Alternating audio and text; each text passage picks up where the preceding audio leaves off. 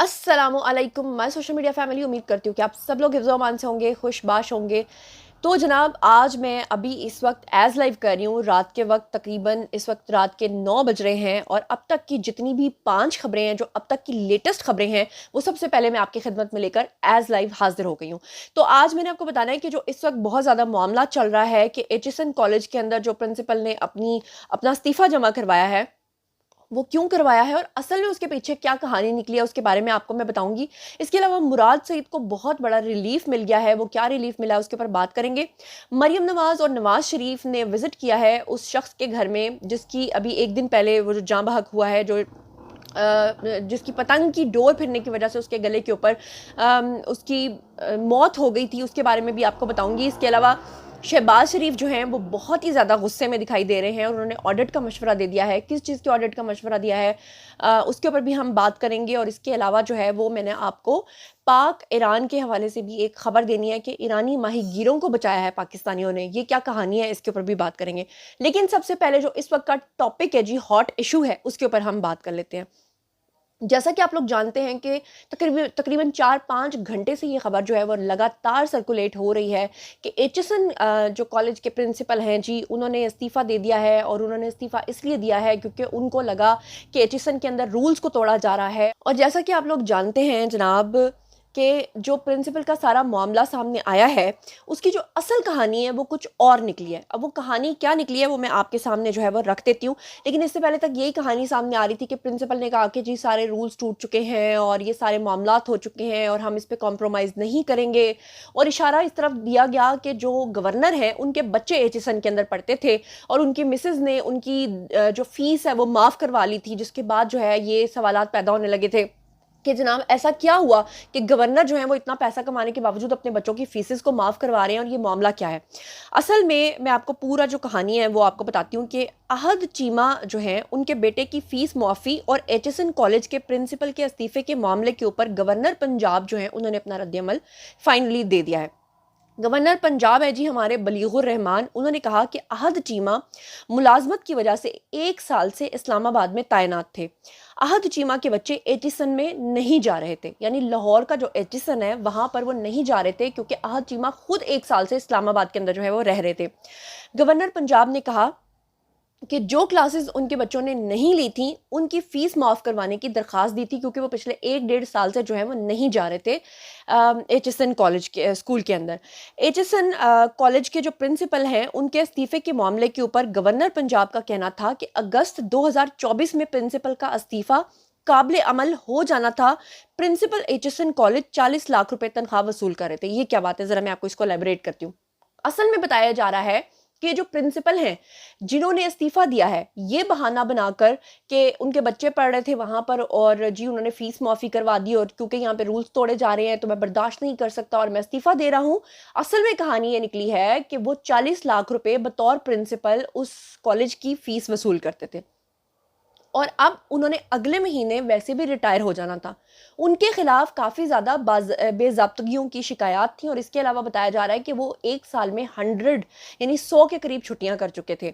तो इस वजह से उनके खिलाफ जो है वो ऑडिट हो रहा था, क्योंकि उन्होंने चले जाना था तो जाने से पहले उनकी जो कटौतियाँ होनी थी या उनकी जो बेज़ाब्तगियाँ हैं उनका हिसाब किताब होना था, उसके बाद उनको वहाँ से जो है वो रुख्सत मिलनी थी।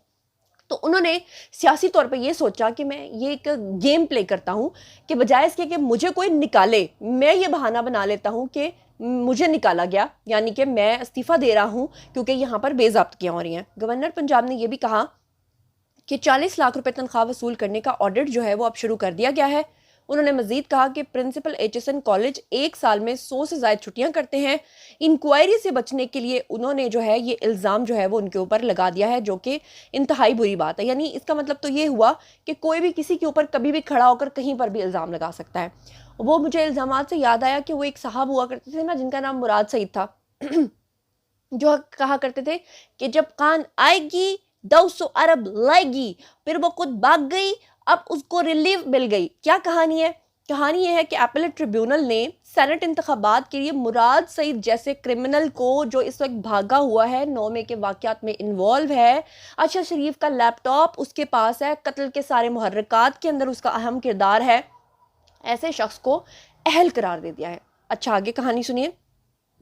एपलेट ट्रिब्यूनल के जज हैं जी जस्टिस शकील अहमद, उन्होंने मुराद सईद की अपील की समाअत की और ट्रिब्यूनल ने मुराद सईद की अपील को मंजूर कर लिया। इसके अलावा एपलेट ट्रिब्यूनल ने पीटीआई रहनुमा आज़म सवाती के सेनेट के जनरल इलेक्शन जो हुए हैं उसके कागजात नामजदगी जो है वो मंजूर कर लिए हैं। ट्रिब्यूनल ने दिलावर खान, रुबीना खालिद, फ़िदा मोहम्मद और अज़हर मशवानी के कागजात नामजदगी मंजूर करने के ख़िलाफ़ जो है वो अपीलें खारिज कर दी और उनको जनाब आली अहल करार दे दिया। अब इससे बड़ा जुल्म जो है वो और क्या हो सकता है, मैं तो इसके बारे में कुछ कह नहीं सकती। इसके अलावा एक और ख़बर आपके साथ शेयर करती हूँ। खबर ये है कि ईरान ने पाकिस्तान के ऊपर हमला किया था। आपको पता है पाकिस्तान ने उनका मुंह तोड़ जवाब दिया, लेकिन उसके बाद वो फिर बाज नहीं आए थे और बलूचिस्तान के तकरीबन करीब की सरहद से दोबारा से हमला करवाया गया था। फिर उसके बाद आपने देखा अफगानिस्तान से पाकिस्तान के ऊपर हमला करवाया गया, पाकिस्तान ने उनको भी मुंह तोड़ जवाब दिया, लेकिन फिर बार बार ये कहा कि वो हमारा बिरादर मुल्क है और बिरादर मुल्क होने का अगर कोई हक अदा कर रहा है तो वो सिर्फ और सिर्फ पाकिस्तान है। उसकी बड़ी मिसाल आप ये देखिए कि पाक बहरिया ने खुले समंदर के अंदर ईरानी माहीगीरों को बचाने के लिए रेस्क्यू ऑपरेशन किया बाकायदा तौर पे और पूरी कश्ती को आग लग गई और उसमें 8 माहीगीर जो है उनको बचाया। क्या कहानी है ज़रा ये सुनिए।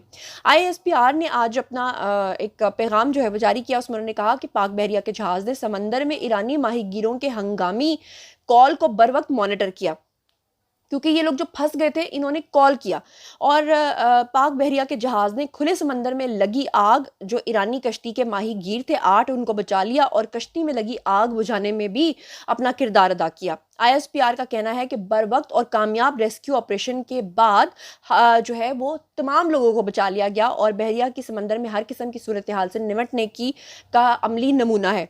ISPR के मुताबिक पाक बहरिया का इंसानी हमदर्दी के तहत जो है वो रेस्क्यू ऑपरेशन जो है वो हुआ है। बहरहाल वही बात है कि हम लोग तो नेकियां करते रहेंगे और करनी भी चाहिए, मैं इस चीज़ को कोई बुरा नहीं कह रही, लेकिन दूसरे क्या कर रहे हैं? क्या वो बिरादर मुल्क होने का कोई हक अदा कर रहे हैं? जब ईरान ने पाकिस्तान के ऊपर हमला किया था तो पूरी पाकिस्तानी कौम को एक हो जाना चाहिए था। पूरी पाकिस्तानी कौम को ये कहना चाहिए था कि वो चाहे किसी भी फिके मजहब के लोग होंगे, हमें पहले अपने मुल्क की सॉवरेनिटी चाहिए। लेकिन आपने देखा कि हमारा मुल्क भी धड़ों में तकसीम हो गया था, फिरका बारियों में तकसीम हो गया था। ये जो फिरका वारियत हमारे मुल्क के अंदर है ना, कि वो हमारे जो अहले तशीह भाईजान हैं वो सारे एक साइड पे हो गए थे, ईरान का साथ देना शुरू हो गए थे, जबकि उनको ये सोचना चाहिए था हम मुसलमान पहले हैं, फिर हम पाकिस्तानी हैं, बाद में हम किसी और मुल्क को देखेंगे। अब कल को अगर कोई खुदा ना खास्ता ऐसा मुल्क जो सुन्नी मुल्क हो और वो पाकिस्तान के ऊपर हमला करे तो हम कहें कि हम अहले सुन्नत, तो इसका मतलब है कि हम पाकिस्तान को छोड़ के उनका साथ देना शुरू कर देंगे। नहीं, हम ऐसा नहीं करेंगे, हम पहले अपनी रियासत को देखेंगे। लेकिन बहरहाल क्या कह सकते हैं। इसके अलावा जो अगली खबर आपको देनी है वो ये है कि वज़ीर आला पंजाब जो हैं उन्होंने और नवाज शरीफ ने विज़िट किया है। कहाँ का?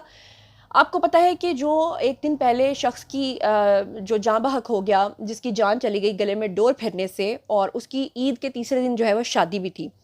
तो ये वज़ीर आला पंजाब मरियम नवाज़ अपने वालिद और मुस्लिम लीग नून के कायद नवाज शरीफ के हमरा जो है फैसलाबाद के अंदर गईं। उनके साथ आबिद शेर अली भी वहाँ पर थे और पतंग की डोर से जाँ बहक होने वाले नौजवान के घर पहुँच गए। और उनकी जो वालदा हैं उनके हवाले से बड़ी खबरें आ रही थी कि वो नौजवान का सदमा बर्दाश्त नहीं कर सकी, इसलिए वालदा जो हैं वो भी फौत हो गई हैं। तो ये खबरें बिल्कुल गलत हैं। सोशल मीडिया की खबरें 99% तो वैसे भी गलत होती हैं। और मरियम नवाज़ ने जो है मरहूम आसिफ की वालदा जो हैं उनको गले लगा के तसल्ली दी और उन्होंने कहा कि वो ख़ुद भी एक माँ हैं और माँ का दुख जो है वो समझती हैं। आसिफ अशफाक की मौत पूरे मुआशरे के लिए उन्होंने कहा कि एक लम्हा फ़िक्रिया है और पतंगबाजी जो है वो तफरी नहीं बल्कि खूनी खेल बन चुका है। खुशी की बात यह है कि पूरे पाकिस्तान ने इस जेस्चर को जो है ना, काइंड जेस्चर को लिया है और अब जितने भी लोगों ने पतंगे ली हुई थी, बड़े वीडियोस इस वक्त वायरल हो रहे हैं कि उन्होंने पतंगों को आग लगाना शुरू कर दी है। बात यह है कि एक वक्त था कि हमारे मुल्क के अंदर पतंगबाजी एक बाकायदा सनत का दर्जा अख्तियार कर गई थी और मुझे ज़ाती तौर पे पतंगबाजी बहुत पसंद है, बहुत अच्छा लगता है, हमारे कल्चर की वो गमाजी करता है। लेकिन अफसोस की बात यह कि जो धाती तार बनाते हैं या खुदा न खास्ता किसी की जान ले लेने वाले जो इसके अंदर टूल्स मुतारिफ करा दिए गए हैं, उसके बाद जो लोगों की जान जाना शुरू हुई है, तो ये खेल जो है ना, ये अब खूनी खेल बन गया है। तो मेरा ख्याल है कि या तो फिर इसको मुकम्मल ख़त्म कर दें, इसका बाइकआउट कर दें, या तो फिर इसके ऊपर वो पाबंदी लग जाए, या फिर ये है कि इसको अगर आपने बाइकआउट नहीं करना तो फिर आप इसको किसी हद तक इजाज़त दें, लेकिन वो शहरों के अंदर नहीं बल्कि कुछ ख़ास इलाकों के अंदर जाके आप पतंगबाजी कर सकते हैं। पता नहीं अब इसके बारे में हुकूमत क्या करती है, लेकिन बहरहाल नवाज शरीफ ने कहा कि वाकई की खौफनाक वीडियो देखी नहीं जा सकती, सब मिलकर इस जुर्म को रोकें مریم نواز نے کہا کہ دھاتی تار بنانے، بیچنے اور خریدنے کے اوپر جو ہے وہ سخت قانونی کارروائی جو ہے وہ کی جائے گی، اور اب تک میں آپ کو بتا دوں کہ بہت زیادہ اس کے اوپر جو کارروائی ہے وہ شروع بھی ہو چکی ہے، اور اس وقت کریک ڈاؤن جو ہے وہ پورے پاکستان کے اندر جاری ہے۔ میرا خیال ہے کریک ڈاؤن کی ضرورت نہیں پیش آنی چاہیے، لوگوں کو خود ہی جو ہے وہ اس کو ختم کر دینا چاہیے۔ اچھا، اس کے علاوہ میں آپ کو بتا دوں کہ پچھلے کافی مہینوں سے لوگوں کو گیس کے بلز بہت زیادہ آ رہے ہیں، بجلی کے بلز تو ویسے ہی بہت زیادہ آ رہے ہیں، اور اس مہینے بجلی کا بل بہت زیادہ آنے والا ہے۔ اب جو شہباز شریف ہیں انہوں نے اس پورے معاملے کے اوپر کافی زیادہ برہمی کا اظہار کیا ہے، اور وزیر اعظم شہباز شریف نے وزارت توانائی کو 1 سے 3 ماہ میں 16 ٹاسک مکمل کرنے کے جو احکامات ہیں وہ جاری کیے ہیں، جبکہ 1 ماہ میں گیس کی قیمتوں میں حالیہ اضافے کی فورنزک آڈٹ کی رپورٹ بھی انہوں نے مانگ لیا، جو کہ ایک بہت خوشائن بات ہے، کیونکہ فورنزک رپورٹ سامنے آئے گی تو بہت ساری چیزیں جو ہیں وہ کھل جائیں گی۔ ذرائع کا کہنا ہے کہ وزیر اعظم نے گیس کی قیمت میں حالیہ اضافے کے اوپر برہمی کا اظہار کیا ہے، اور 3 ماہ میں گیس انفراسٹرکچر، گیس چوری اور ناقص کارکردگی کی رپورٹ پیش کرنے کی ہدایت بھی جاری کر دی ہے۔ ذرائع کے مطابق کہا جا رہا ہے کہ اوگرا اور گیس کمپنیوں کی کارکردگی کا جائزہ لینے کا فیصلہ کیا گیا ہے، اور اس کے علاوہ پاکستان اور ایران کی جو گیس پائپ لائن ہے اس کے منصوبے کی مانیٹرنگ کے لیے فوری طور پہ بین الوزارتی کمیشن جو ہے اس کو قائم کرنے کی ہدایات جاری کر دی گئی ہیں۔ اس کے علاوہ 1 ماہ میں سرپلس بجلی کو جو ہے وہ کھپانے کے لیے نئے انڈسٹریل زونز تیار کرنے کا پلان بھی بنا لیا گیا ہے، اور 2 ہفتوں میں پاور اور پیٹرولیم ڈویژن کو گردشی قرضے کا حل تیار کرنے کی ہدایات بھی جاری کر دی گئی ہیں۔ اس کے علاوہ oil and gas regulatory authority OGRA یعنی گیس 155% جو مہنگی کرنے کی سوئی ناردرن کی درخواست کے اوپر سماعت ہے وہ بھی کر رہی ہے، اور کمپنی نے 4889 روپے فی ایم بی ٹی یو جو قیمت ہے وہ تجویز کی تھی، اور گیس کی قیمت بڑھنے سے بلوں کے اندر جو اوسطن رقم ہے وہ 155% تک کہا جا رہا ہے کہ بڑھنے والی ہے۔ ذرائع کا یہ بھی کہنا ہے کہ اس سے پہلے 1 سال میں گیس کی قیمت میں 600% تک اضافہ ہوا تھا۔ کبھی کسی ملک میں آپ نے دیکھا ہے کہ 600% تک اضافہ ہو؟ تو پھر شہباز شریف کا میرے خیال سے اس چیز کے اوپر اظہار برہمی جو ہے وہ بالکل جائز ہے، اور وہ ہونی بھی چاہیے۔ تو بہرحال یہ جناب اب تک کی ساری خبریں ہیں۔ باری ہے جی آپ لوگوں کی، آئیے کامنٹ سیکشن میں مجھے بتائیے کہ مراد سعید جیسے شخص کو اہل قرار دینا، اس کے بارے میں آپ کا کیا خیال ہے؟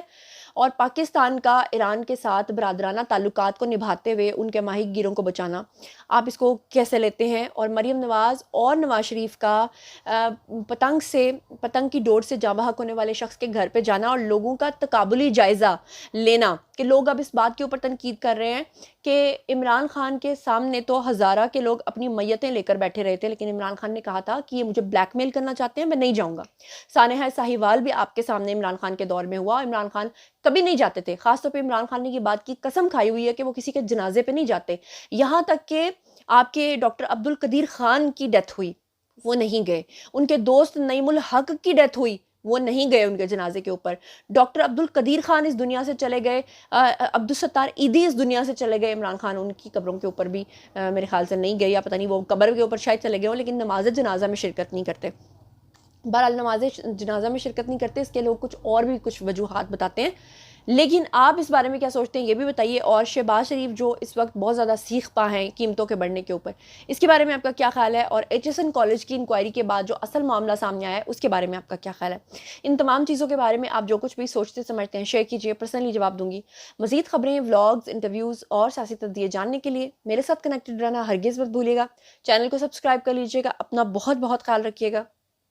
اللہ نے کے بعد